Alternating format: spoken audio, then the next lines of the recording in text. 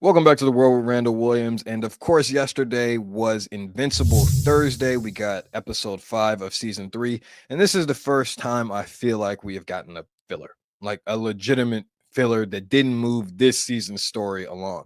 Before I get into it, I want to say the first maybe 2 to 3 minutes of this are going to be spoiler free, and after that is going to be spoiler filled. And when I say spoiler, I'm talking about for the episode. I'm not talking about for the season. I will not be spoiling what happens for the rest of the season. I'm just going to be discussing the episode and comparing and contrasting some things that are within the book versus what was in the 48 minutes of this episode. So yeah, without further ado, I'm going to jump right in. I think this just didn't move me necessarily. Now, am I disappointed with the episode? No. Was it a bad episode? No.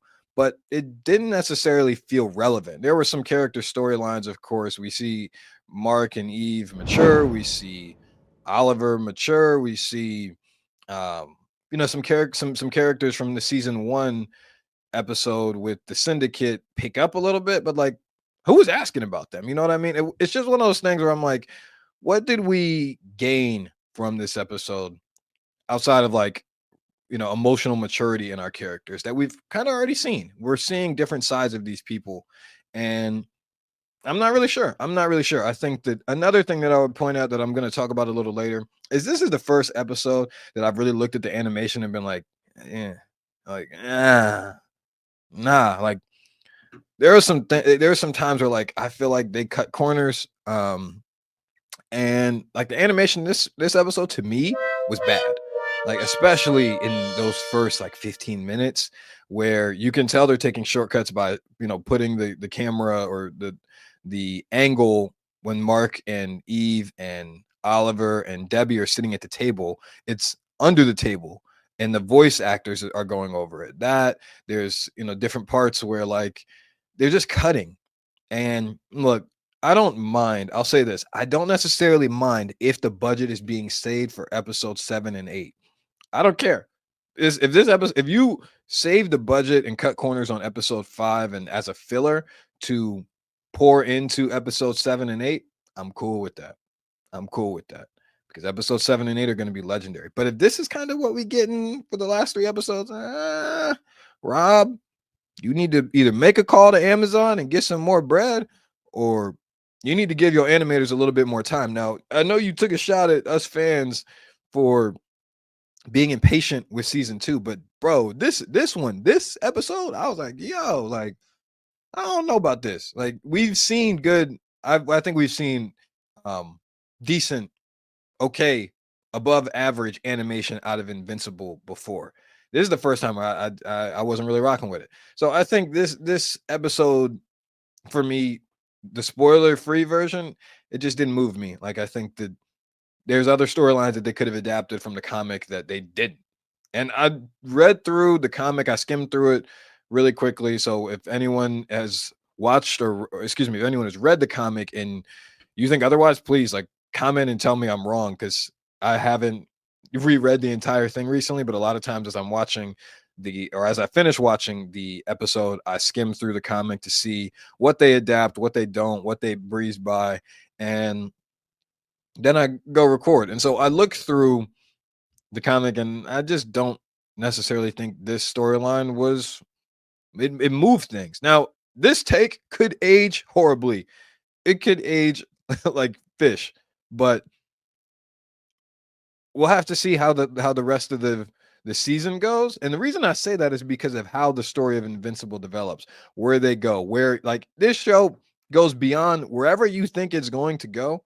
It just goes way beyond that. But with that in mind, this episode, like unless Rob is making some changes to things, I don't know how this factors in.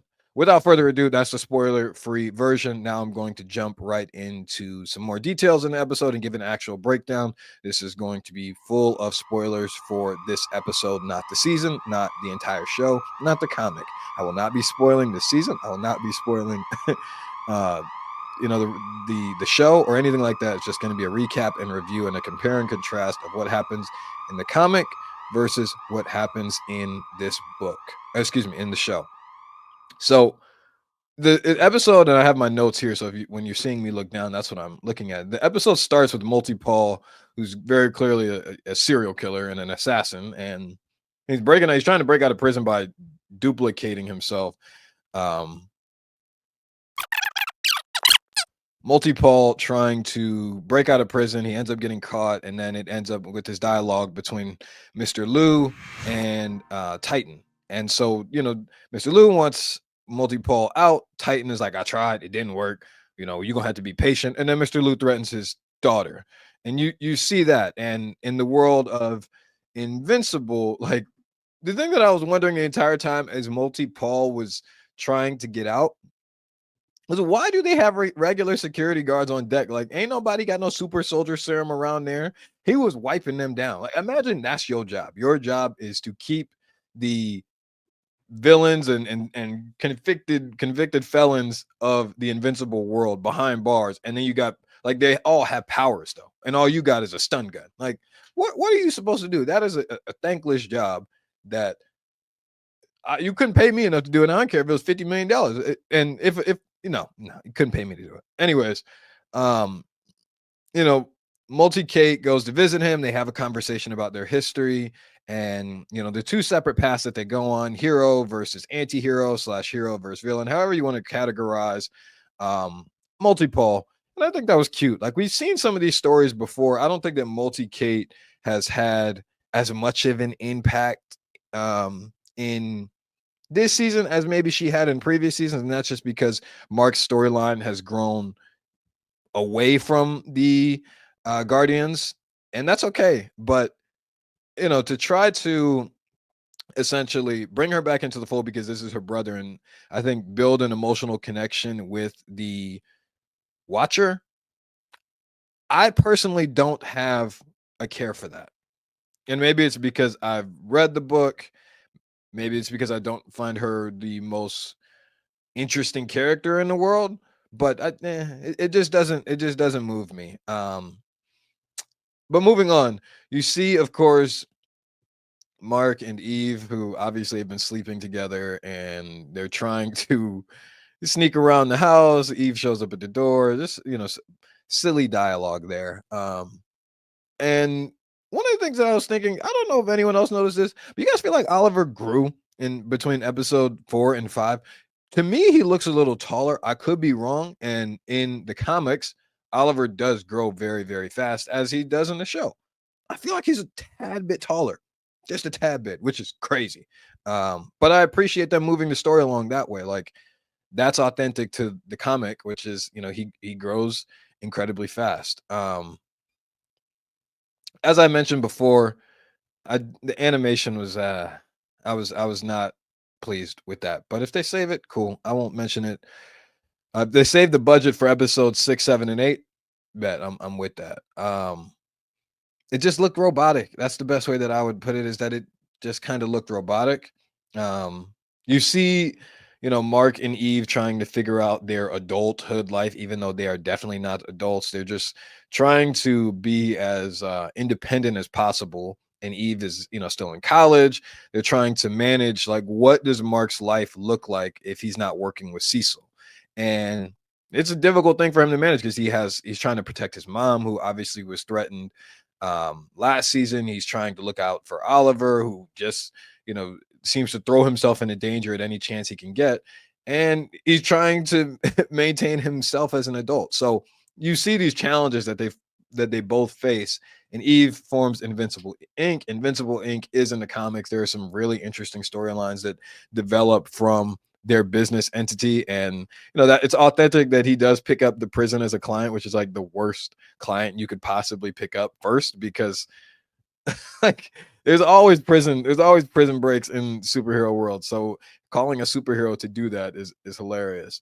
And I think that you see, I'm going to jump around here a little bit because this is the order of my notes, but you see Invincible have this conversation with Titan. Titan is basically asking Invincible for help to um and he's asking Invincible for help with this gang drama, essentially. And I thought that scene was probably the best part of the episode, where uh Titan basically is talking to Invincible. Invincible's salty because Titan got his ass beat uh, by Battle Beast in season one, and Battle Beast beat the dog shit out of him. But he takes him down in these sewers. They're having this conversation, and Titan takes off, and Invincible kind of gets cocky. He's like, "Bro, like you strong, but you ain't me." And then Titan goes up, and you kind of see the crime level difference in what he was versus what Titan is now.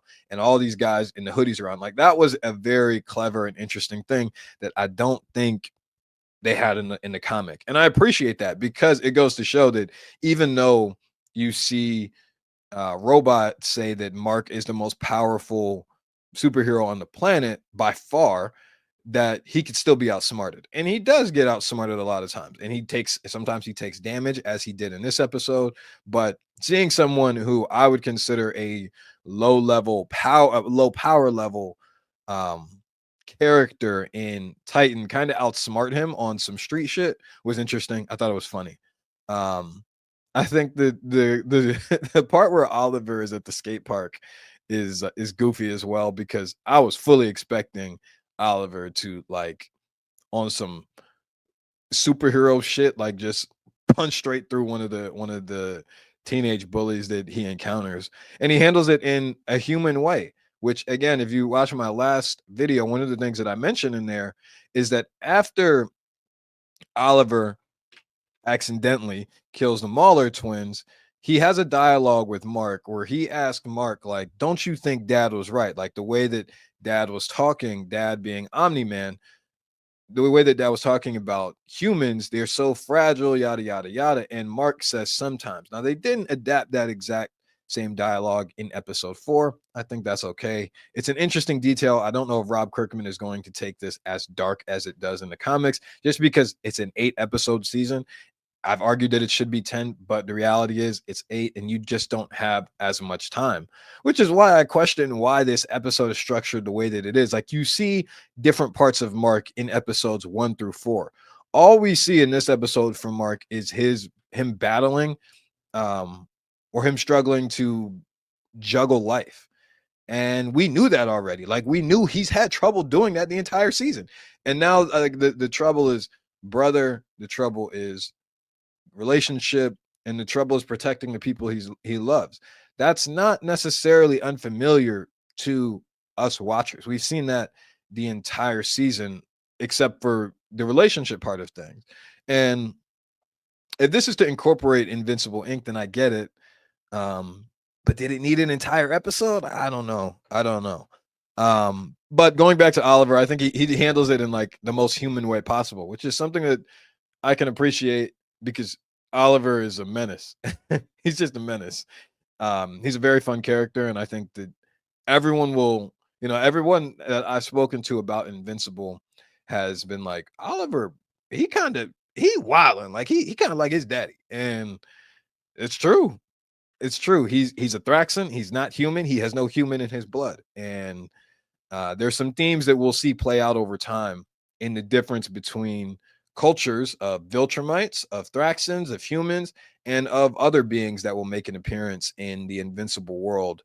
Um, I think the whole Rex thing I thought was random. We've seen this character development from Rex where he's trying not to be an asshole.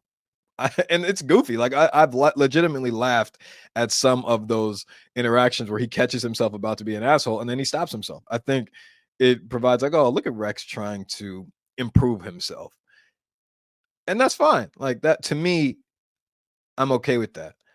But like, what changed? Like, what? How does this to me further advance things from a Rex perspective that we saw? Like, obviously, the last episode we see them at the grocery store, and he's trying to encourage her to the other hero that I just lost the name of to order out, and she wants to cook, and now he's cooking. Great, but like, so what?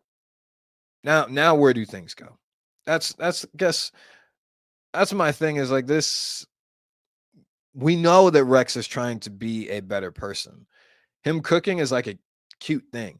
And I think there's a part in that I remember in Young Justice where at the end of maybe it was a season 3 or season 4 episode where they flash pictures at the end of an episode, and it kind of recaps where things are. Like one of the things that was revealed in the pictures is, spoiler alert, Aquaman, excuse me, not Aqua, what is his name? Not Aquaman, Aqualad. That Aqualad is gay. You find that out in a picture, not in a dialogue, I want to say. I think that this could have been used in a similar way, and I'm not talking about the gender side of things or the relationship side of things. I'm talking about the reveal that he cooks for her. Like, I don't think it was that big of a deal. We know he's trying to be a better person. Cool. Um, of course, moving forward, Titan needs Invincible's help.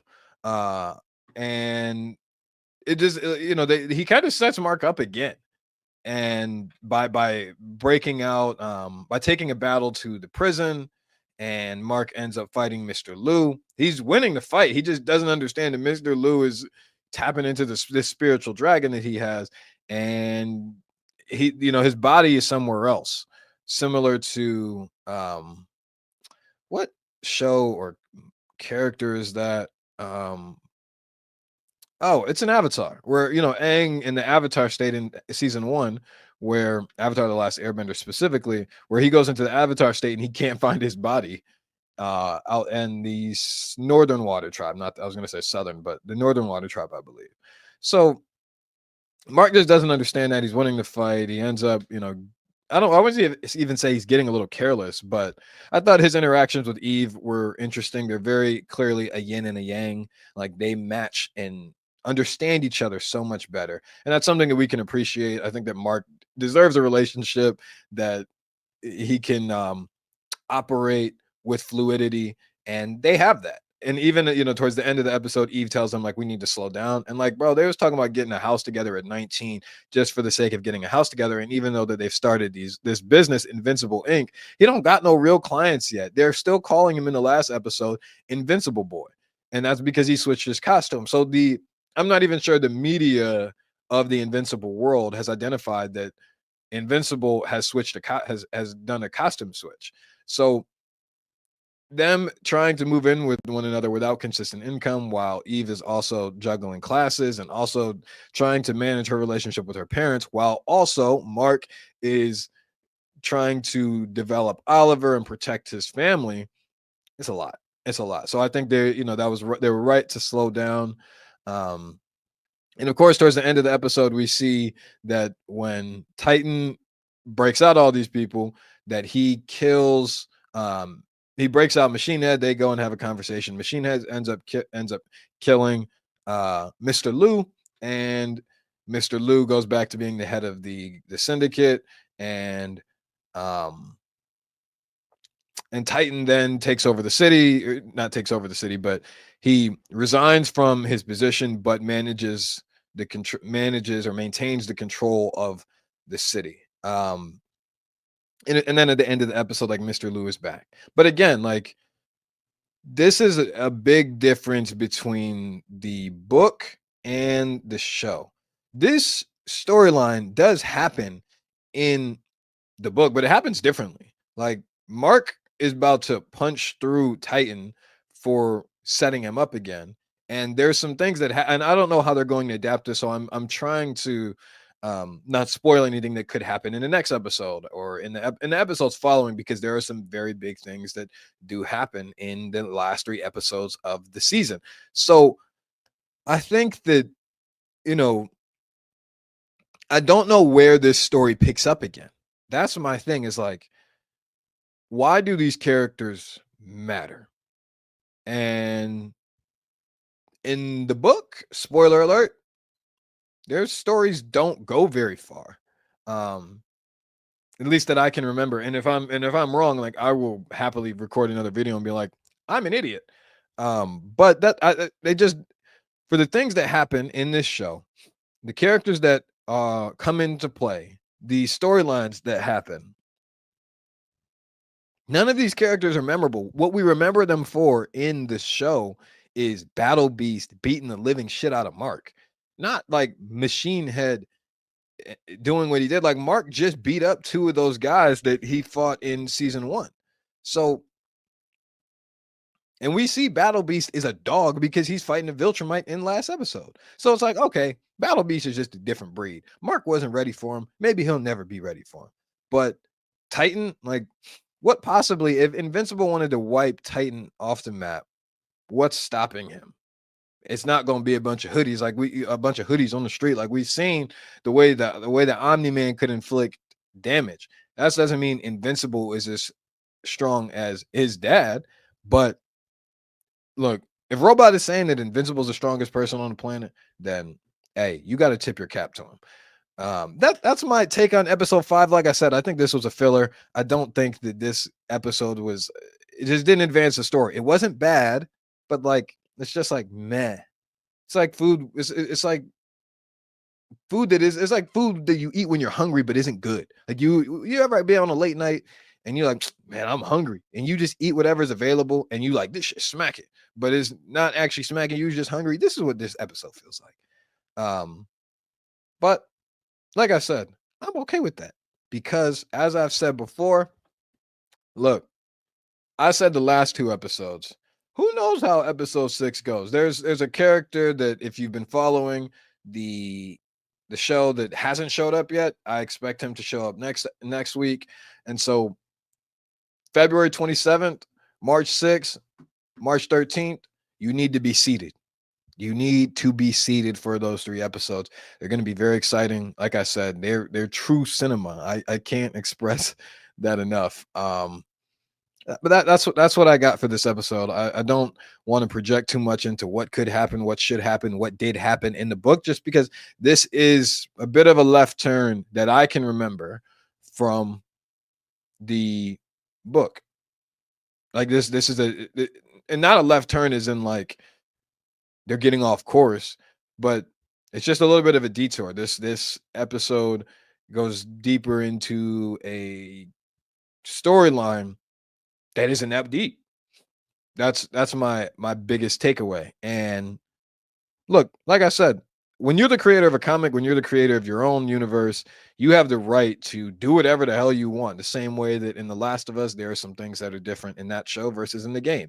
In the comic and in this show, there's going to be some changes that happen. That's fine because I trust Rob. I trust Rob Kirkman with this. So if you're watching this, Rob, please either get some more animators, ask for more money from Amazon. I know you're already working on season 4, but you know, there's going to be a lot of things that happen. And I know, and you know that these things are important to the show, and this dialogue and these battles that eventually happen are important to the show. I hope that we don't sacrifice animation for voice talent. And I do really love the voice talent. I think that's one of the things that makes Invincible special.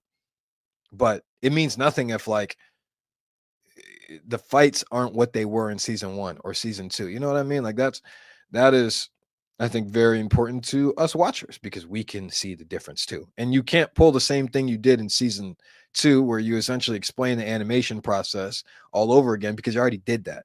And look, like I said, I trust you, but you know, let's get that animation up a tad bit.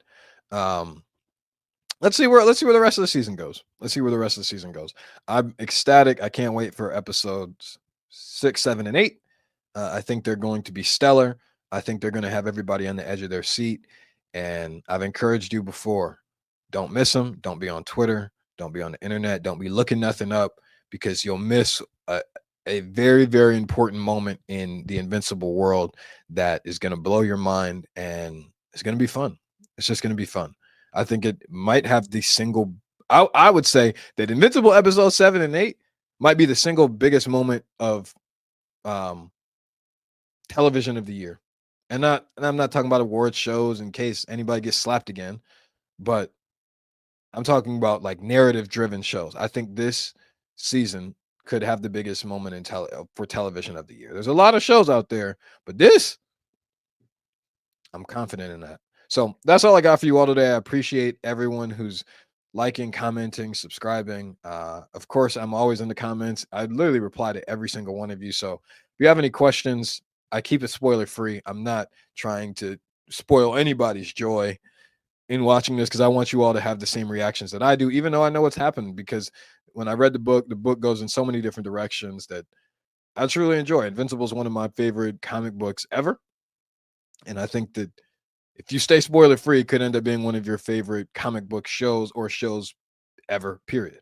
So thank you again for everyone watching, and this is the world with Randall Williams. See you all next time.